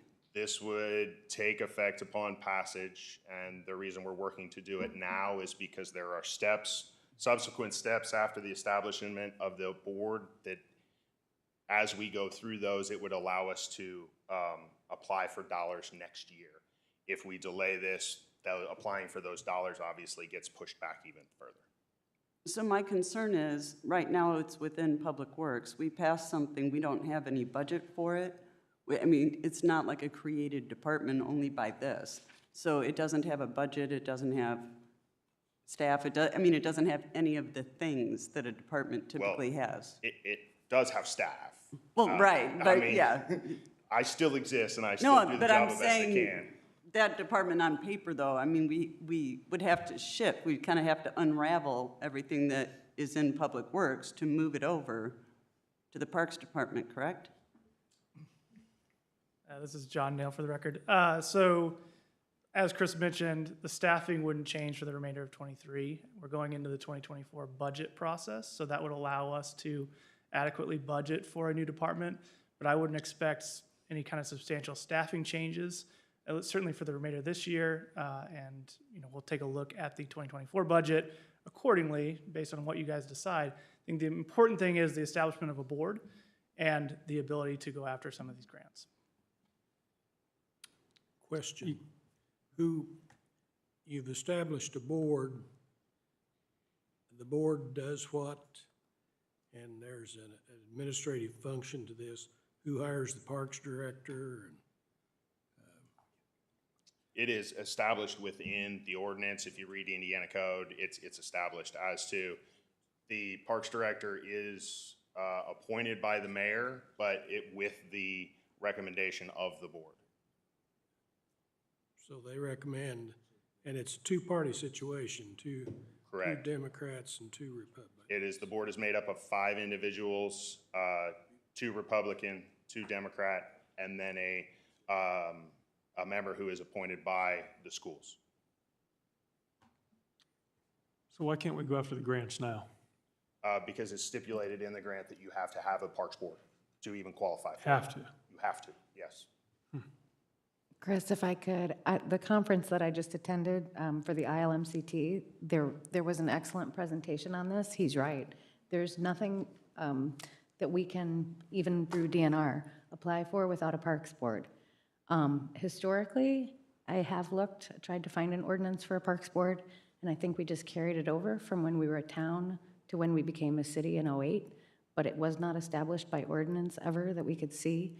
There's also a lot of Okra grants, but I think our median household income is probably too high for some of those, but it's really important. There's other funding sources also. There's foundation funding, there's Okra grants. There's a lot of things that this opens the door for. I don't want to get too much into the mud here, but happy to have those conversations if you'd like. Right now, is Westfield Welcome as part of Public Works Parks right now? No, Westfield Welcome is a standalone department right now. That's standalone department? Yes. Okay, all right. Okay. So Chris, I know we talked earlier today, and so I apologize, I guess I should have asked this question. But we're passing this with the expectation that it's imminent that we're gonna create a parks department. If we didn't do that, this would be null and void, or it would still be out there. I mean, we're creating the board separate. We're gonna be asked for next year to create a parks department. Am I understanding this correctly? I think the way it works, and Manny, jump in and correct me if I'm wrong, the way this would work and what I'm hearing is if the ordinance is passed, it does create the department, but we wouldn't create the department as a standalone department until 2024 when we could budget correctly for that. But we would subsequently create the board right away. Am I? Yeah, that's right. Functionally, as a legal reality, if you pass this, the department and board would be established, and that would be the catalyst to fill in all those other issues, budgetary, staffing, et cetera, going into next year. But from what Chris has told me, I have no idea, but I trust that he does, that you have to have it formed in this year to be able to apply for the grants and all those other potential avenues of additional revenue into next year. I think I understand that. I'm asking, so we haven't even really thought about this from a budgetary standpoint, but so these are gonna be one and the same. By agreeing to this ordinance, we are creating the department and the board. Yes.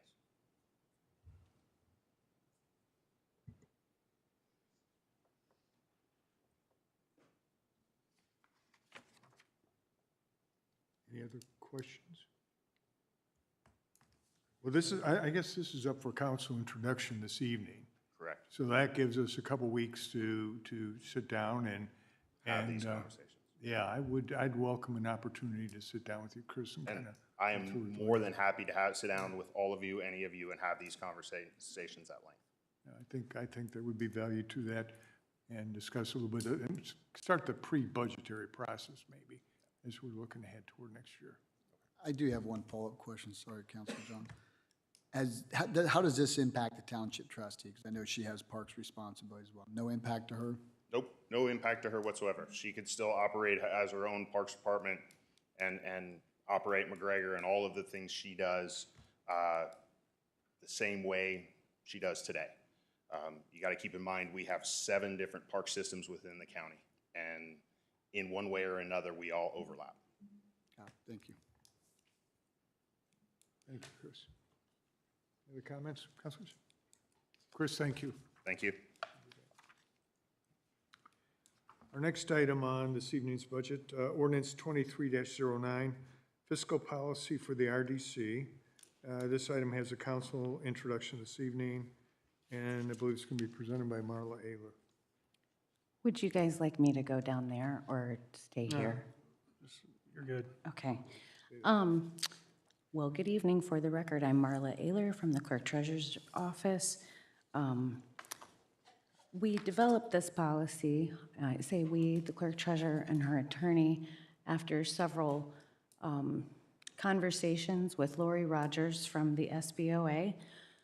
It is just an introduction, and I will say, having reviewed it, there are a couple of the letters under claims that need to be moved around.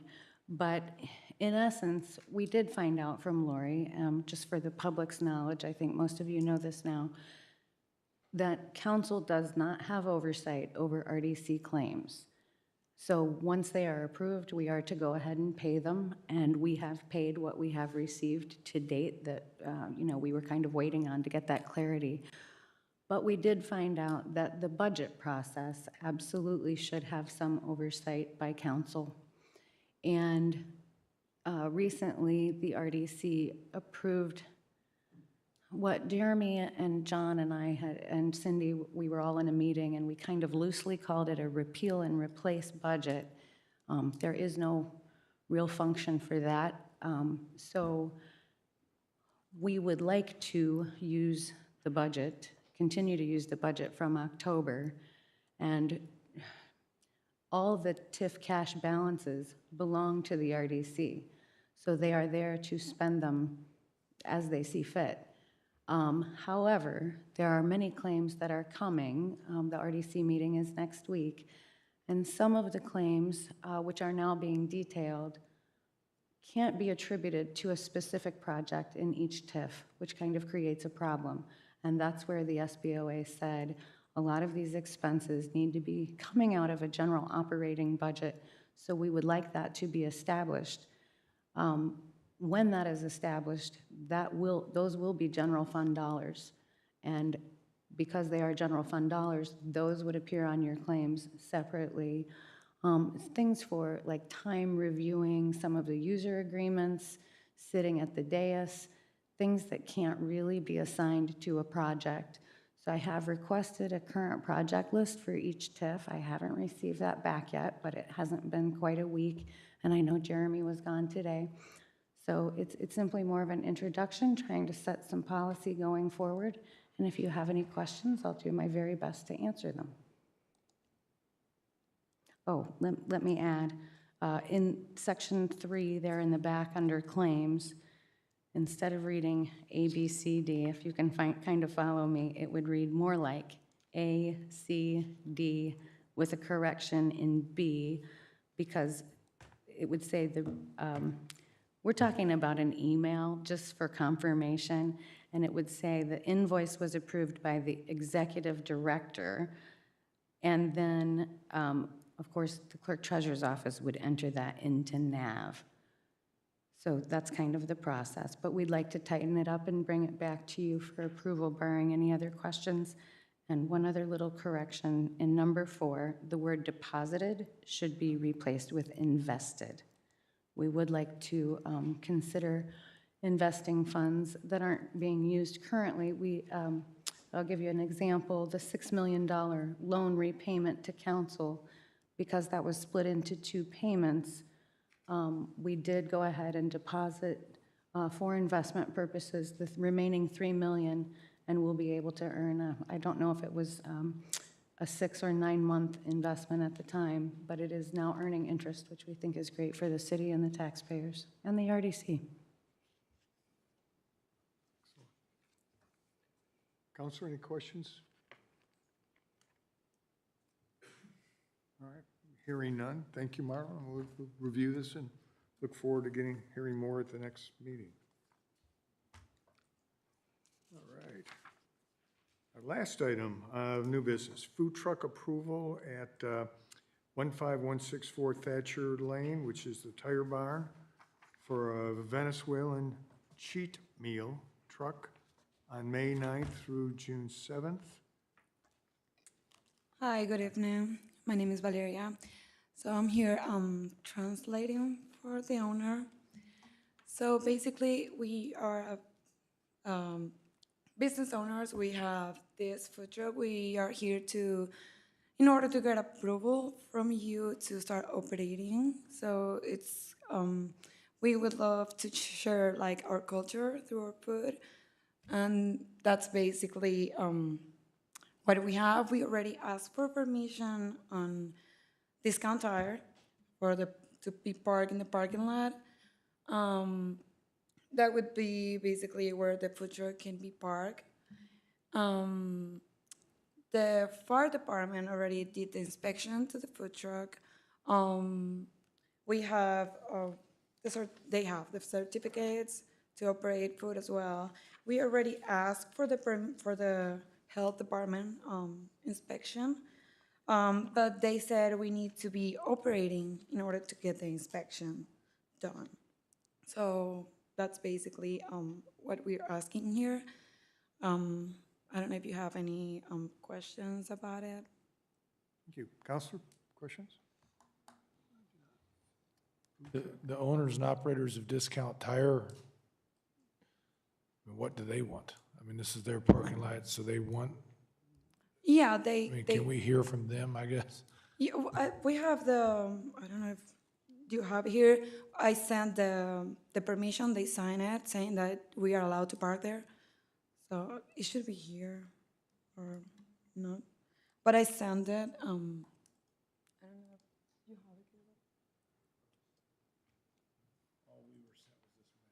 Yeah. Just for the record, Caleb Ernest, Community Development, we do have record of Discount Tire's approval of allowing the food truck to operate on their property. Well, I would just say it's good timing with McDonald's closed down right now. We got a lot of people driving around looking for some food, so. Yeah. Any other comments? Usually, we don't get a food truck request for like a month long, which is what you're asking for. It's usually for a special event or something like that. So I'm trying to understand what your intentions are longer term. We are just looking to be there like weekends only. We just want to try like for a month if we are allowed to see only from Friday through Sunday.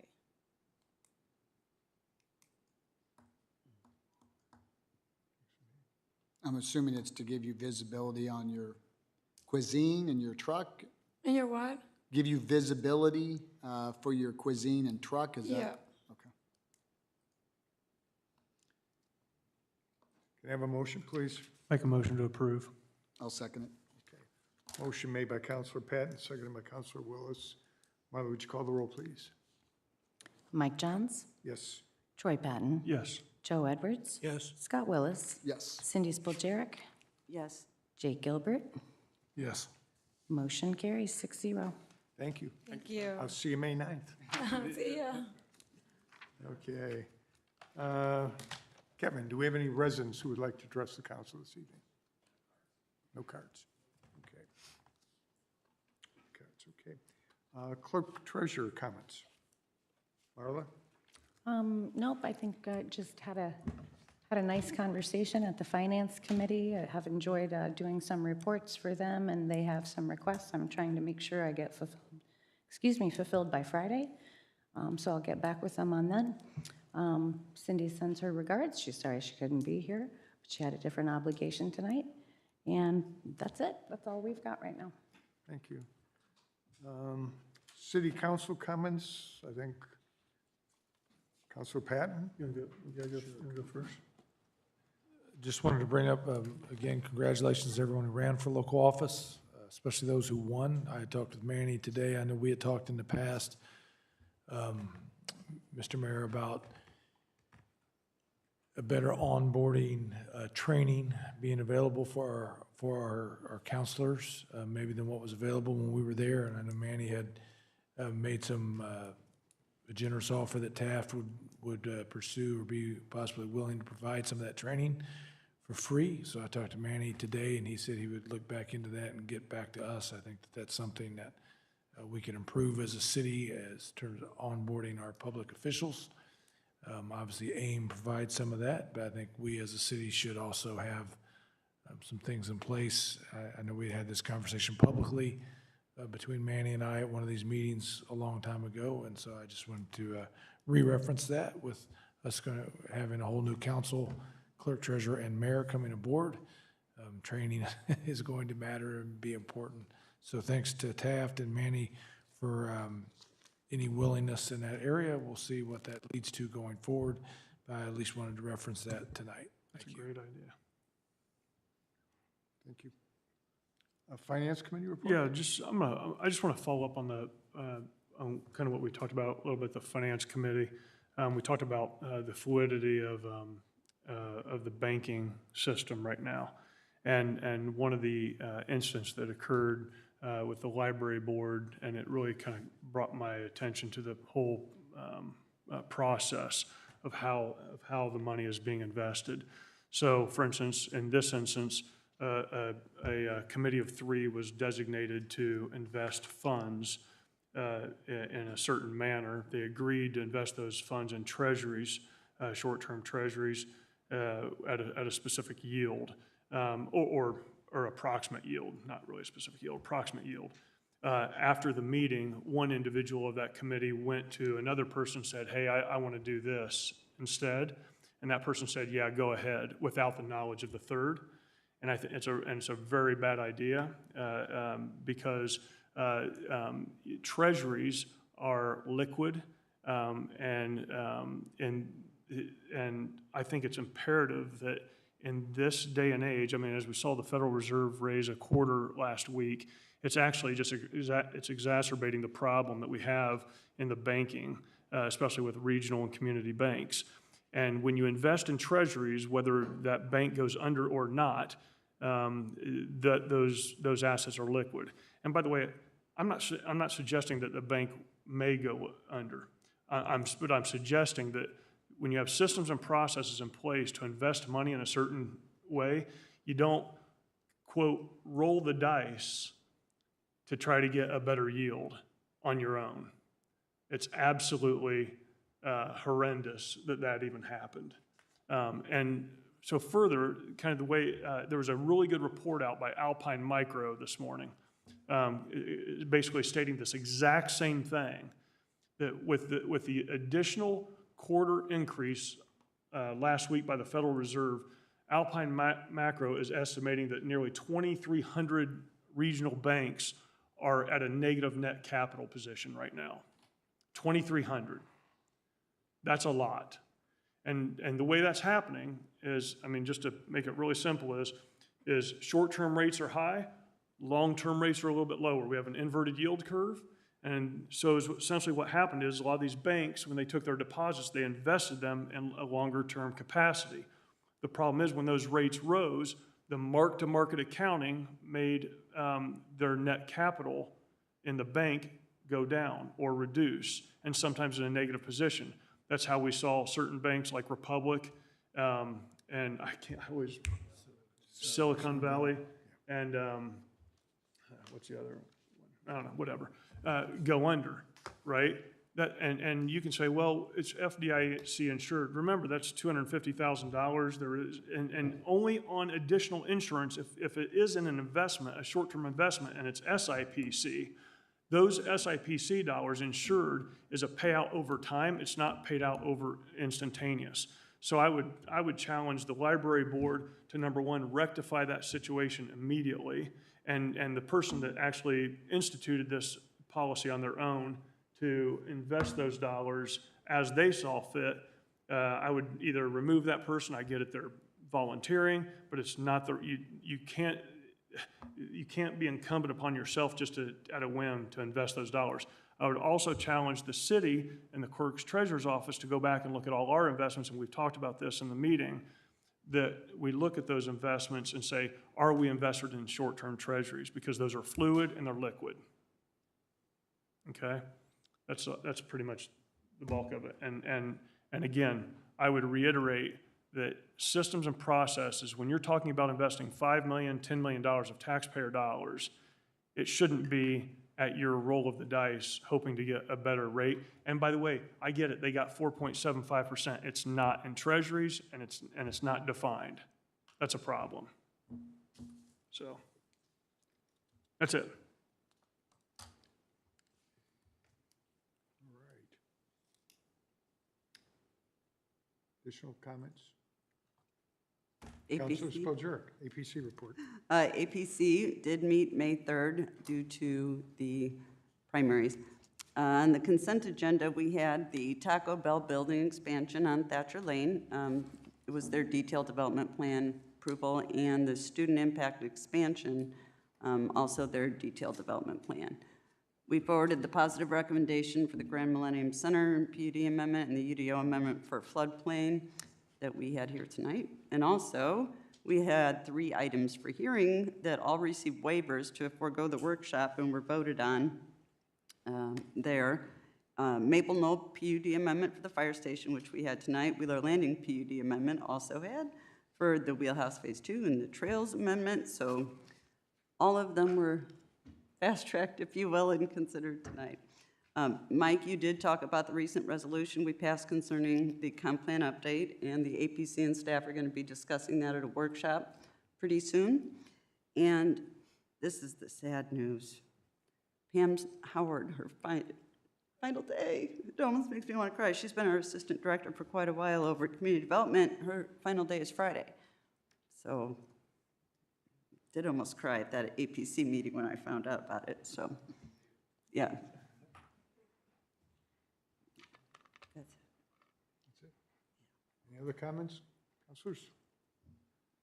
The only comment I had is I would like to, again, thank the clerk treasurer's office for the investments that they made last year, and I think it amounted to about $850,000 for the city, so thank you. And I encourage you to meet with Councilor Patton here and take a hard look and what assets we can have that we can invest this year prudently. Thank you. Mr. Mayor?